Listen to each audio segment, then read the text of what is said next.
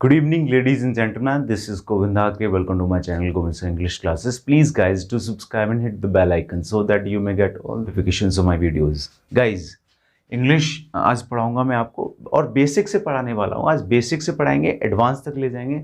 Daily classes होगी. So guys, आज समझते हैं वेरी बेसिक ऑफ इंग्लिश.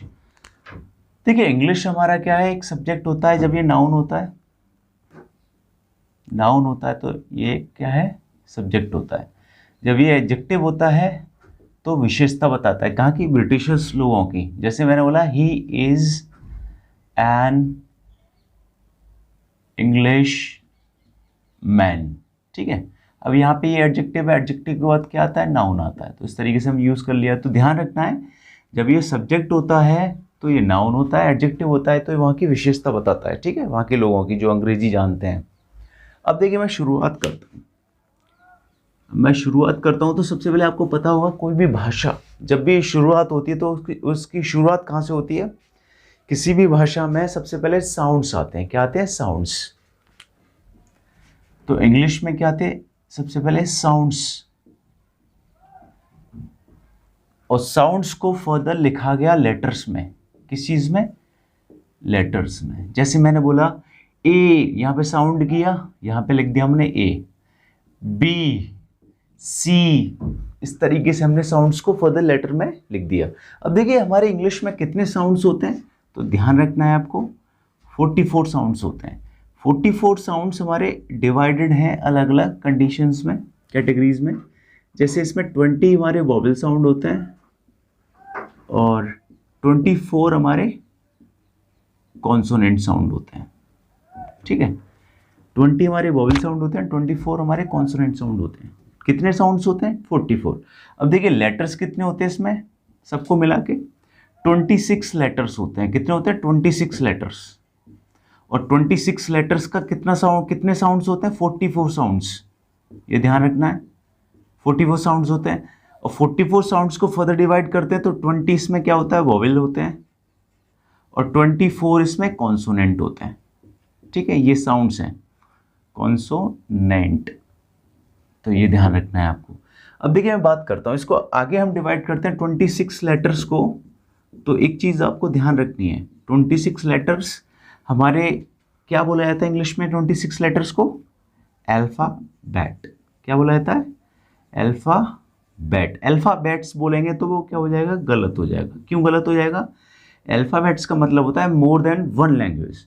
तो हम यहाँ पे एक भाषा की बात कर रहे हैं इंग्लिश की, तो यहाँ पे अल्फ़ाबेट बोला जाएगा. अरे अल्फ़ाबेट्स बोलेंगे तो ये गलत हो जाएगा. ठीक है. अब देखिए, मैंने क्या बताया, इंग्लिश एक क्या है? भाषा है. अब इस भाषा की शुरुआत कैसे होती है? किसी भाषा की शुरुआत होती है तो वो साउंड से होती है. इंग्लिश में कितने साउंड्स हैं? 44 साउंड्स. 44 साउंड्स को हमने फर्दर डिवाइड किया 20 वोवेल में और 24 कॉन्सोनेंट में. ठीक है, 20 वोवेल में 24 कॉन्सोनेंट साउंड होते हैं. टोटल कितने लेटर होते हैं? 26 लेटर्स. 26 लेटर्स को हम क्या बोलते हैं? अल्फ़ाबेट. और 26 लेटर्स को हम फर्दर डिवाइड करेंगे तो देखिए, इसमें 5 तो क्या होते हैं? वॉवेल होते हैं. 5 वॉवेल होते हैं. जैसे ए, ई, आई, ओ एंड यू. इसमें 2 सेमी वोवेल होते हैं. 2 सेमी वोवेल होते हैं, जैसे हमारा वाई एंड डब्ल्यू.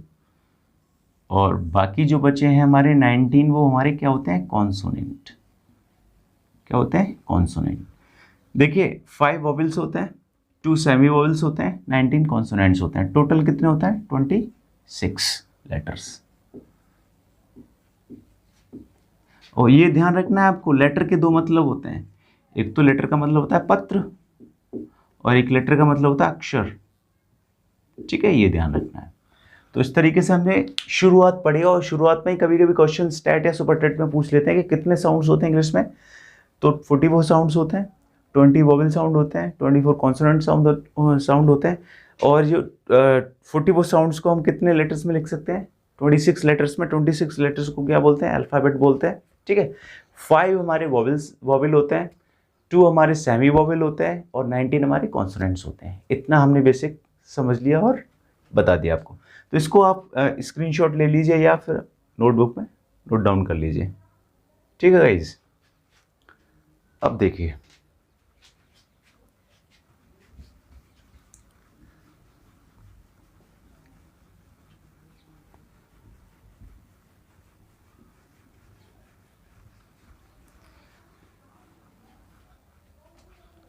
इंग्लिश मैंने बोला लेटर।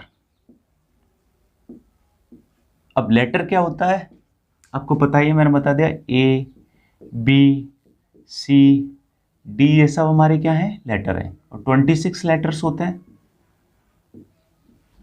26 लेटर्स को क्या बोलते हैं हम अल्फाबेट। क्या बोलते हैं अल्फाबेट। ठीक है, ये ध्यान रखना है। अब 26 लेटर्स मिला के हमने अल्फाबेट बोल दिया। अब देखिए लेटर से आगे क्या बनता है हमारा वर्ड। क्या बनता है हमारा वर्ड। लेटर को मिला के ही वर्ड बनेगा। जैसे एक लेटर वाला हमारा वर्ड कौन सा है आई। आई हमारा क्या होता है प्रोनाउन। आई हमारा प्रोनाउन होता है, तो इसका मतलब क्या होता है मैं। ठीक है, ये एक लेटर वाला अक्षर है, एक लेटर वाला शब्द, सॉरी अक्षर बोल रहा हूं। और एक है हमारा ए, ये हमारा क्या है आर्टिकल। ठीक है, इसका मतलब क्या होता है एक। ये भी हमारा क्या है शब्द, ये भी हमारा शब्द है, और ये भी हमारा लेटर है, ये भी हमारा लेटर है। तो ये दोनों एक एक अक्षर वाले शब्द हैं, ये ध्यान रखना है। और आई के साथ में क्या आता है एम आता है। आई के साथ में क्या आता है एम आता है। आई के साथ में क्या आता है हैव आता है। ठीक है, इस तरीके से हम बताते हैं। लेकिन आई के साथ में कभी इज भी आ सकता है, यस आ सकता है, जब ये नाउन का काम करेगा। जब ये नाउन का काम करेगा, जैसे मैंने बोला I is the 9th letter of the English alphabet, ऐसे बोलेंगे। तो अब देखिए यहाँ पे हमने आई के साथ में इज लगा दिया, तो ध्यान रखना नाउन होगा तो इज लगाना है, और आई हमारा प्रोनाउन होगा तो आई एम आई हैव, इस तरीके से यूज करना है। तो हम लेटर्स को मिलाते जाते हैं, क्या बन जाता है हमारा वर्ड। अब इसकी मैं डेफिनेशन लिख देता हूं। देखिए a right arrangement of letters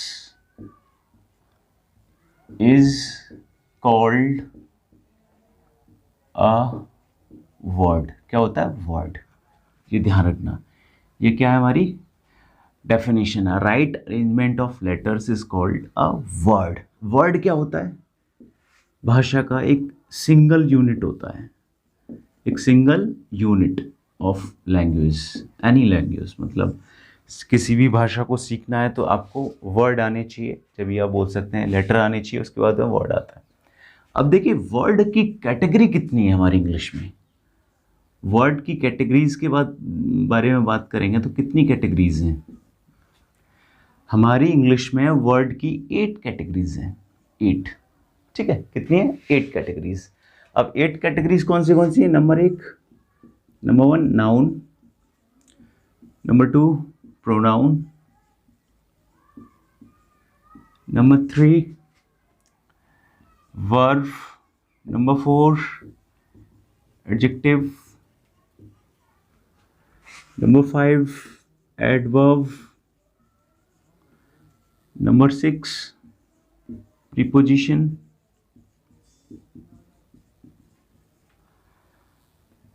and number 7 conjunction, और नंबर 8 इंटरजेक्शन। तो ये कैटेगरीज होती हैं। कोई भी वर्ड होगा इन कैटेगरीज में से ही होगा वो, या तो नाउन हो सकता है, या प्रोनाउन हो सकता है, या वर्ब हो सकता है, या एडजेक्टिव हो सकता है, या एडवर्ब हो सकता है, या प्रीपोजिशन हो सकता है, या कंजंक्शन हो सकता है, या इंटरजेक्शन हो सकता है। ठीक है, इसमें एक और कैटेगरी होती है जो आजकल पढ़ाई नहीं जाती है, उसको अलग तरीके से पढ़ाया जाता है। जैसे वो होती है 9th कैटेगरी में आता है डिटरमिनर। डिटरमिनर हमारे डिफरेंट होते हैं, जैसे आर्टिकल होता है, पजेसिव्स होते हैं, डेमोस्ट्रेटिव्स होते हैं, इस तरीके से हम यूज़ करते हैं। ठीक है, ध्यान रखना है। तो इसका स्क्रीनशॉट ले लीजिए। जैसे मैंने पहले क्या हुआ लेटर से हमने क्या बनाया वर्ड बनाया। वर्ड की कैटेगरीज कितनी है हमारी 8 कैटेगरीज हैं। एक्स्ट्रा एक और होती है 9 में, उसको डिटरमिनर बोलते हैं। सो गाइज इस चीज़ का आपको बेसिकली ध्यान रखना है कि वर्ड की कैटेगरी में डिटरमिनर भी होता है कभी कभी। ठीक है, डिटरमिनर और एडजेक्टिव अलग होते हैं, इतना ध्यान रखना है आपको।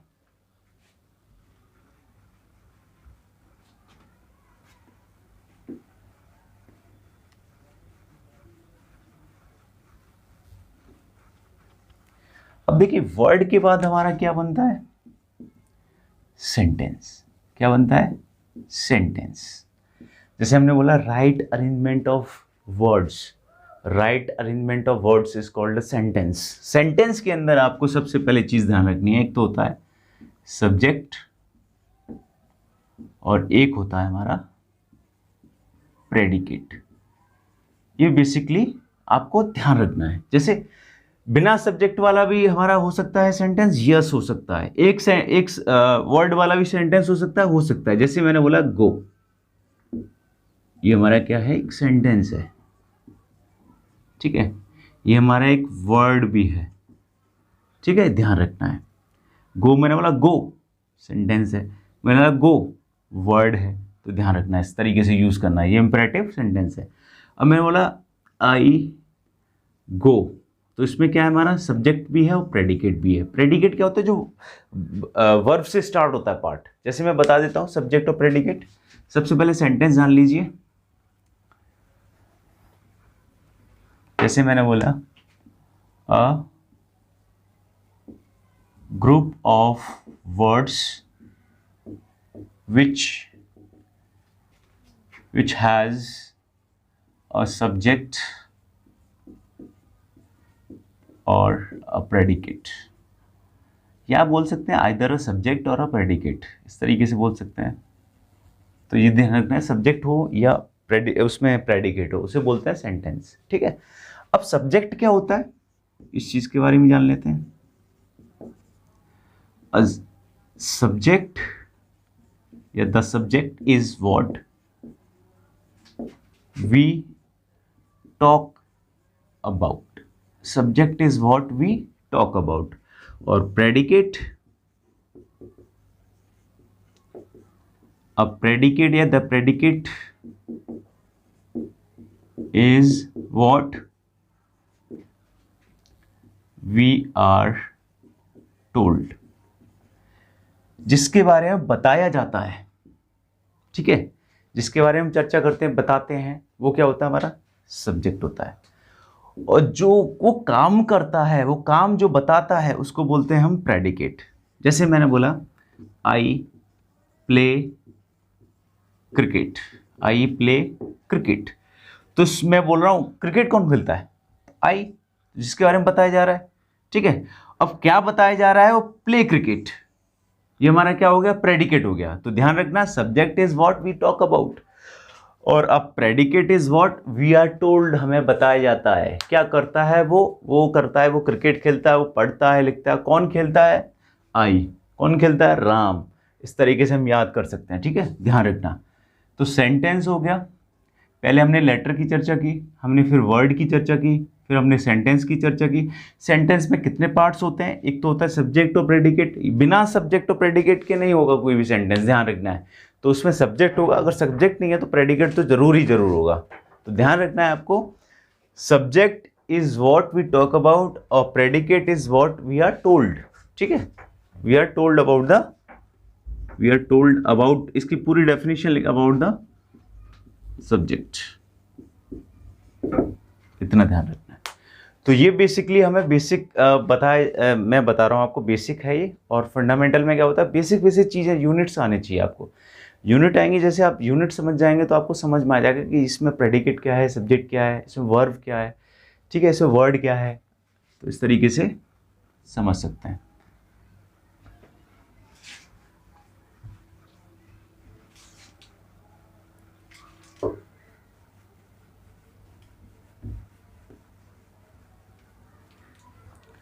अब देखिए, मैंने आपको बताया लेटर, मैंने आपको बताया वर्ड, मैंने आपको बताया सेंटेंस, ठीक है, मैंने आपको बताया सब्जेक्ट, मैंने आपको बताया प्रेडिकेट, ठीक है। इतनी चीज हम जान चुके हैं। Now come to the point, हम सेंटेंस के बारे में आगे पढ़ेंगे, क्योंकि सेंटेंस ही मेन। जब भी हम किसी भाषा की बात करते हैं तो वहाँ सेंटेंस की वैल्यू बहुत ज़्यादा होती है। अब देखिए, हम बोलते हैं सेंटेंस कितने प्रकार के होते हैं, ठीक है। सेंटेंस कितने प्रकार के होते हैं, सेंटेंस, मैंने बोला कितने प्रकार के होते हैं, कितने प्रकार के होते हैं, ठीक है। या मैंने बोला how many kinds of sentences are there in English, तो इस तरीके से इंग्लिश में लिख सकते हैं। अब देखिए, वैसे तो हम बोले किसी ग्रामर की बुक के अकॉर्डिंग तो 3 है, लेकिन हम अपने अकॉर्डिंग बताना चाहते हैं आपको, वो 4 होते हैं, ठीक, ध्यान रखना। तो सबसे पहले होता है हमारा सिंपल सेंटेंस। क्या होता है? सिंपल। दूसरा होता है हमारा कॉम्प्लेक्स सेंटेंस। तीसरा होता है हमारा कंपाउंड सेंटेंस। और चौथा होता है हमारा मिक्स्ड। ये बुक्स वगैरह में नहीं होता है, लेकिन आप समझ लीजिए। सिंपल, प्रिंसिपल क्लॉज जो किसी भी कंजंक्शन से स्टार्ट ना हो, वो होता है सिंपल। कॉम्प्लेक्स और कंपाउंड ये किसी न किसी कंजंक्शन से स्टार्ट होंगे, ये क्लॉज होगी लेकिन कंजंक्शन से स्टार्ट होंगे।